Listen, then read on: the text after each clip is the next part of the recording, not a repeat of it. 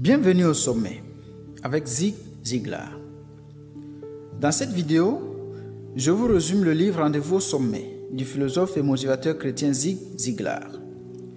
Zig est sans contestation possible l'un des plus grands orateurs et motivateurs que le monde ait jamais connu.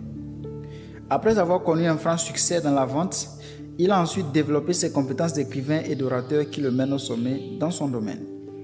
Il a écrit plus d'une quinzaine de livres sur le succès et l'accomplissement personnel.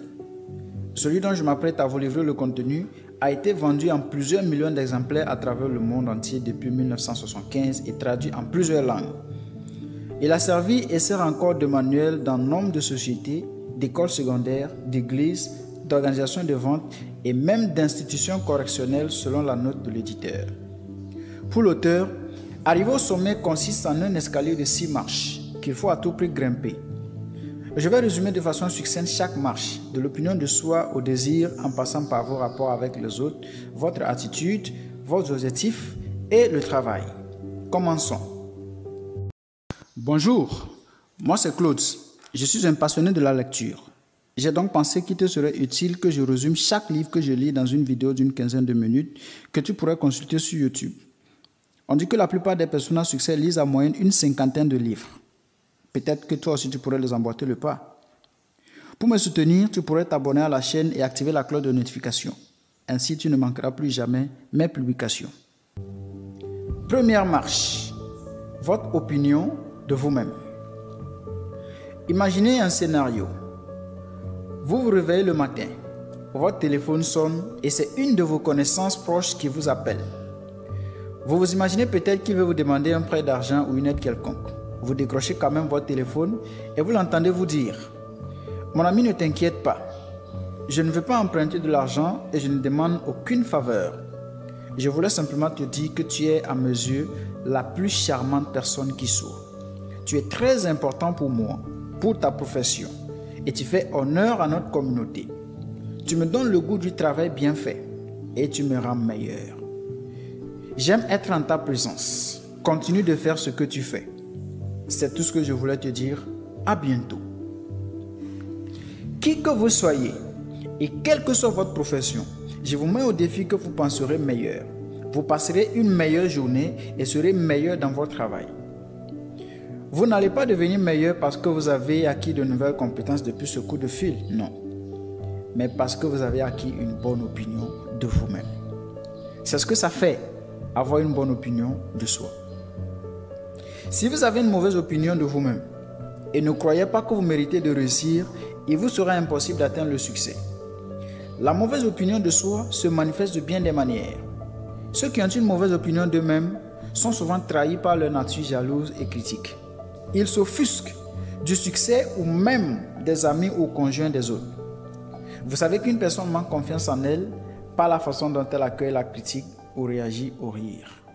Elle croit que la critique des autres est une humiliation et réagit de manière complètement disproportionnée.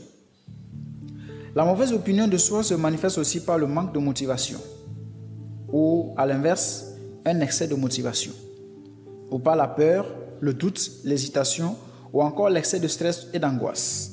Les psychologues pensent que 90% des gens manquent confiance en elles. Une image de soi négative, qu'on appelle aussi complexe d'infériorité, peut se développer pour plusieurs raisons. Le fait que nous vivions dans une société négative et que nous avons constamment affaire à des individus négatifs qui se plaignent de tout et de n'importe quoi, par exemple. Les moqueries ou les critiques des amis, des parents ou professeurs lors de l'enfance peuvent garder des séquelles en nous. Par exemple, dire à un enfant qu'il est bête parce qu'il a fait une bêtise, c'est l'appeler par son comportement. Et ceci a tendance à diminuer son opinion de lui-même. Avis aux parents. La tendance à confondre l'échec d'un projet à l'échec personnel. Une mauvaise mémoire et des difficultés d'apprentissage. L'injuste comparaison avec les autres. La comparaison de ses défauts aux qualités des autres. L'établissement d'objectifs trop irréalistes. Peu importe d'où vient votre manque de confiance, sachez que vous aurez affermi votre pied sur la première marche de cet escalier à 6 marches quand vous aurez commencé par vous accepter comme vous êtes et reconnaître que vous méritez le succès et les bonnes choses de la vie. Personne ne peut vous faire sentir inférieur sans votre permission. Prenez donc conscience de vos atouts et de votre valeur. Deuxième marche, vos rapports avec les autres. Vous connaissez peut-être l'histoire de ce petit garçon qui, dans un moment de rage et de colère, crie à sa mère qu'il la hait. Craignant d'être puni, il s'enfuit dans la colline voisine en continuant de crier « Je te hais, je te hais, je te hais ». Du fond de la vallée, il entend un écho « Je te hais, je te hais, je te hais ». Surpris, le garçon court à la maison dire à sa mère qu'un petit garçon dans la vallée crie qu'il le hait. La mère le ramène à la colline et lui demande de crier « Je t'aime, je t'aime, je t'aime ». Le petit le fait et cette fois il découvre qu'il y a là en bas dans la vallée un autre petit garçon qui dit « Je t'aime, je t'aime, je t'aime ». Comme quoi, la vie est un écho. Ce que nous offrons nous revient. Nous récoltons ce que nous avons semé. Nous recevons comme nous avons donné. Jésus n'a-t-il pas dit que l'on vous mesurera avec le bol dont vous vous serez servi? Luc 6, 38. Trouvez ce qui est bien chez les gens si vous voulez les admirer. Sinon, focalisez-vous sur leurs défauts et vous pourrez les détester. L'auteur dit que, qui que vous soyez et quelle que soit votre occupation, si vous cherchez le meilleur moyen d'obtenir le plus possible de la vie dans tous les domaines, vous devez chercher le bien en tous et dans toute situation. Ne condamnez pas les autres, au contraire, complimentez-les et vous êtes sûr d'obtenir le meilleur d'eux, que ce soit vos employés, vos enfants ou même vos amis. Dale Carnegie disait qu'on n'attrape pas les mouches avec du vinaigre. Le plus grand service qu'on puisse rendre à quelqu'un n'est pas de partager sa fortune avec lui, mais plutôt de lui révéler la fortune qu'il possède en lui-même. Ce compliment qui a transformé un mendiant en homme d'affaires prospère illustre bien cette pensée de l'auteur. Un mendiant avait l'habitude de s'asseoir au bord de la route avec son assiette et des crayons en main. Un homme d'affaires un jour a mis $1 dans son assiette et monta en rade dans sa voiture. À la réflexion, il redescendit, retourna auprès du mendiant et prit plusieurs crayons. Il dit en s'excusant au mendiant: « J'avais oublié de prendre mes crayons. J'espère ne pas vous avoir vexé. Après tout, vous êtes un homme d'affaires comme moi. Vous offrez une marchandise à un prix convenable. » Cette pensée de l'homme d'affaires a complètement challengé la mentalité du mendiant. Quelques mois plus tard, à une fête, un représentant très bien vêtu s'approcha de l'homme d'affaires et se présenta comme suit. « Vous ne vous rappelez sans doute pas de moi, mais moi je ne vous oublierai jamais. Vous êtes l'homme qui me rendit mon amour-propre. J'étais autrefois un mendiant qui vendait des crayons jusqu'à ce que vous me disiez que j'étais un homme d'affaires. Depuis, je suis devenu un homme d'affaires à succès. » Je vous recommanderai également l'histoire d'un certain Victor Serebriakov. Vous la trouverez sans doute sur Internet ou dans ce livre ou même dans d'autres livres. Pour l'instant, dirigeons-nous vers la troisième marche de notre escalier vers le sommet. Les objectifs. Le meilleur archer du monde ne pourrait atteindre aucune cible s'il n'en avait pas une en vue ou s'il avait les yeux bandés. Alors vous pourrez sans doute toucher une cible mieux que lui. Comment un homme peut-il atteindre un but inexistant? Ne pas avoir d'objectif dans la vie et chercher à réussir est semblable à un homme qui cherche à atteindre une destination qui n'existe pas. À moins d'avoir des objectifs définis, précis et nets, vous ne réussirez pas dans le rôle de nomade à tout faire. Il y a essentiellement 6 différentes sortes d'objectifs, à savoir familiaux, mentaux, physiques, sociaux, spirituels et financiers. Imaginons un autre scénario. Supposons qu'un ami vous appelle demain et vous dise « Mon ami, j'ai de bonnes nouvelles pour toi. Tu peux faire un voyage de 3 jours à Acapulco avec notre groupe sans qu'il t'en coûte le moindre centime. Nous partons demain à 8 h et il y a encore de la place pour 2 personnes de plus. Le patron nous transporte dans son jet privé et nous irons à sa villa sur la plage à Acapulco. Supposons que vous rêviez d'aller à Acapulco. Votre première réaction sera peut-être « Ce serait merveilleux, mais j'ai tant à faire.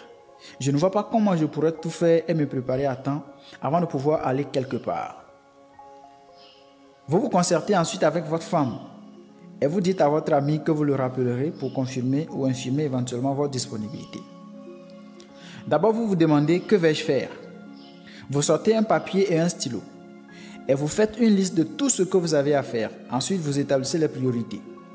Enfin, vous déléguez certaines de ces responsabilités à d'autres personnes. Vous rappelez alors votre ami et vous lui dites « Tu sais, Je viens de vérifier mon programme et je peux me permettre le voyage après tout. Je garantis que vous feriez probablement plus durant les prochaines heures que vous n'en feriez normalement en plusieurs jours, n'est-ce pas? Dites oui. Les raisons sont simples. Vous établissez un but pour pouvoir partir en voyage. Vous vous engagez ensuite. Vous faites tout pour finir le travail. Vous faites une liste de tous les obstacles à surmonter. On appelle ça la planification. Et vous mettez à l'œuvre. C'est l'action.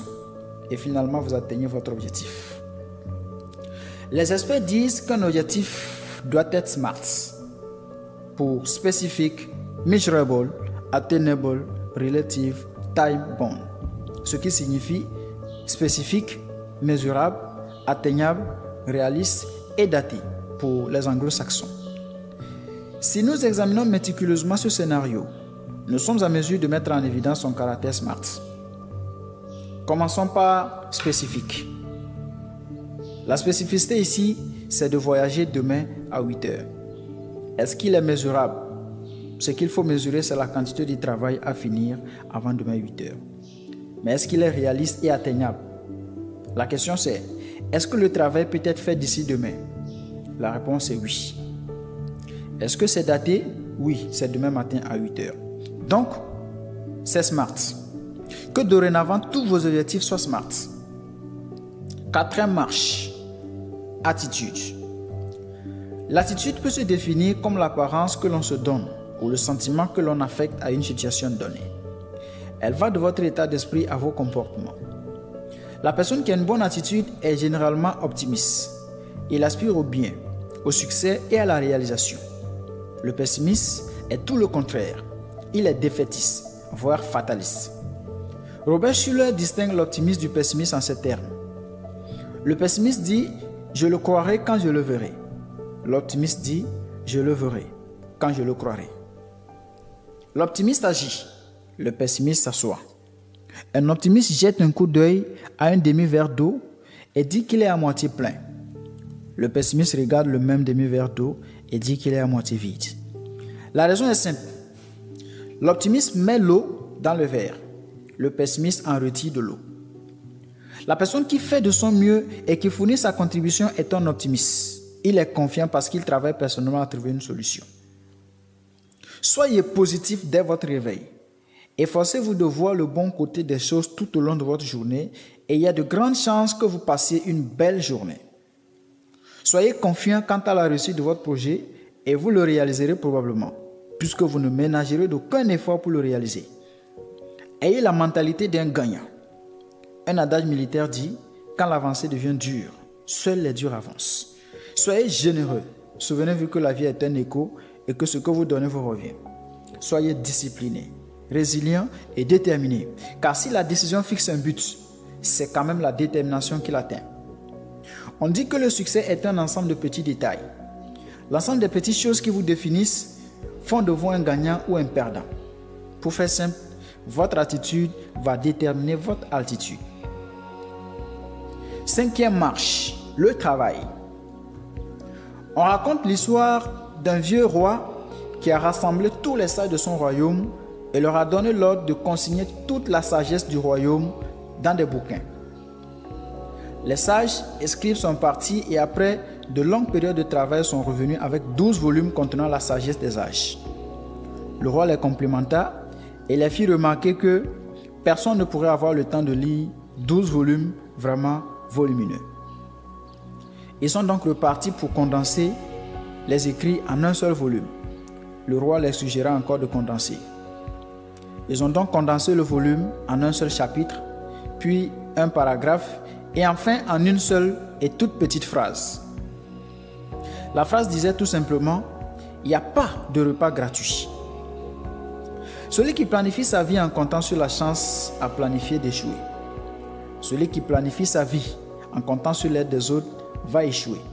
Il n'y a pas de repas gratuit. Tout ce que vous aurez, vous devez le mériter. Vous devez travailler fort pour l'obtenir. Le Père Noël, c'est pour les enfants.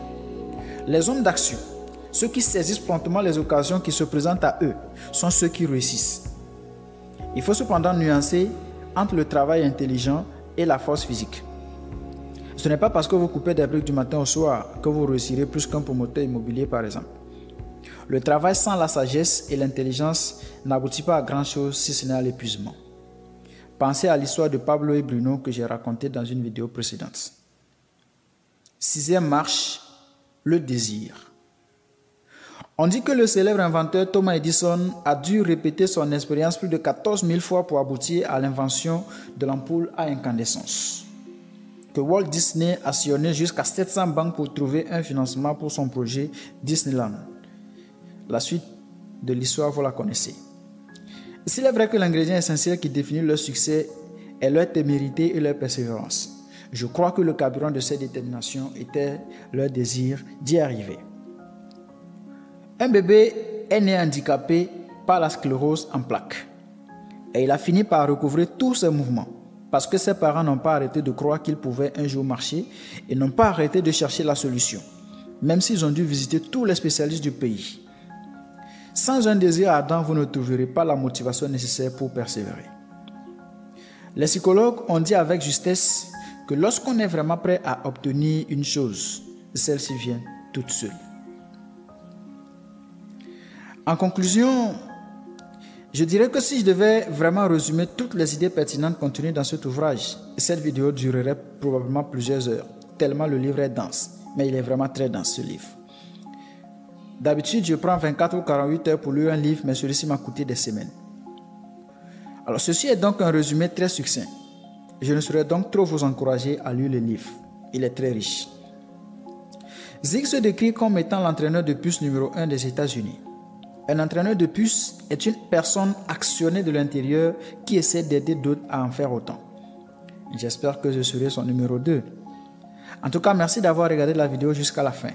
Si elle vous a plu, vous pourriez me le faire savoir par un like, un commentaire ou en vous abonnant à la chaîne pour ne pas manquer les prochaines publications. Shalom, à la prochaine.